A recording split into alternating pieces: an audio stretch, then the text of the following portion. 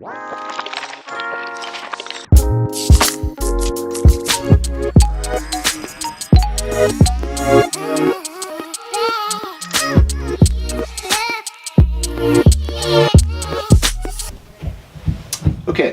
so we've just finished the installing the crankset on the front. So now we're going to continue with the drivetrain and do the rear cassette. So this is it. I've turned it upside down because the larger ones are the ones that will go on first. The three largest cogs are together. Then the next three are in a set, and then the remaining are all loose and separated by spacers.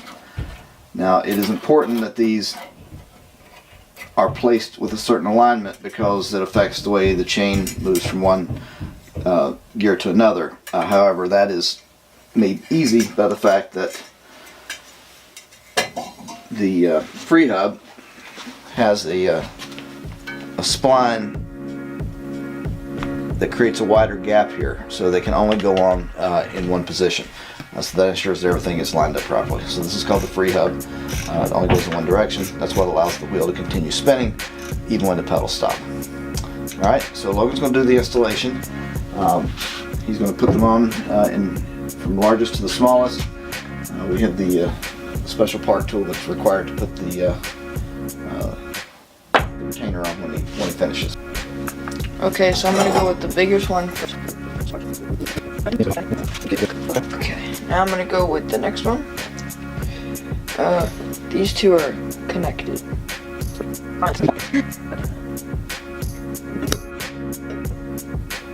So I'm looking for the smallest one because it's easiest to match up.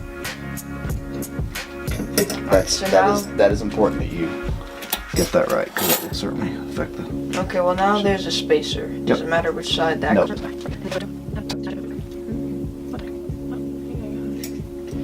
Alright. Numbers up.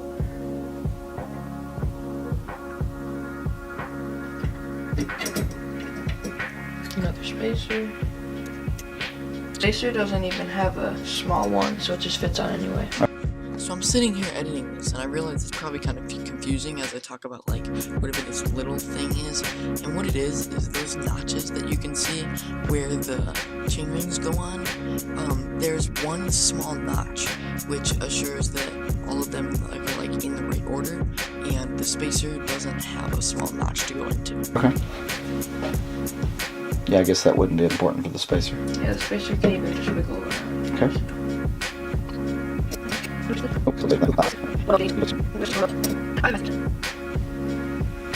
little thing. Yep. There's a built-in spacer for the very last ring.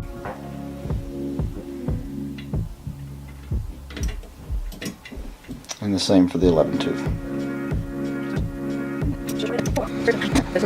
So that's the keeper nut. So does that line up too? You just need to thread that on. Or spread it on? Is if we were removing an old cassette, we would need a chain whip to go around this to hold it because it would just spin in this direction. But since we are putting it on, it's going to lock for the direction we're going to need to turn it. So when Logan puts the tool on here, we can simply hold the tire to keep the wheel from spinning, and we're going to tighten it up.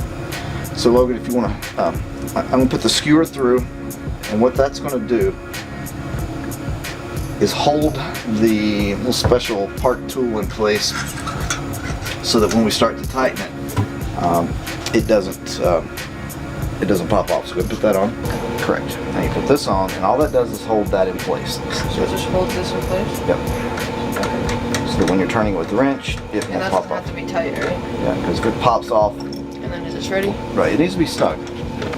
Time for a dad turn. This is the dad torque wrench. Alright. Say we're good.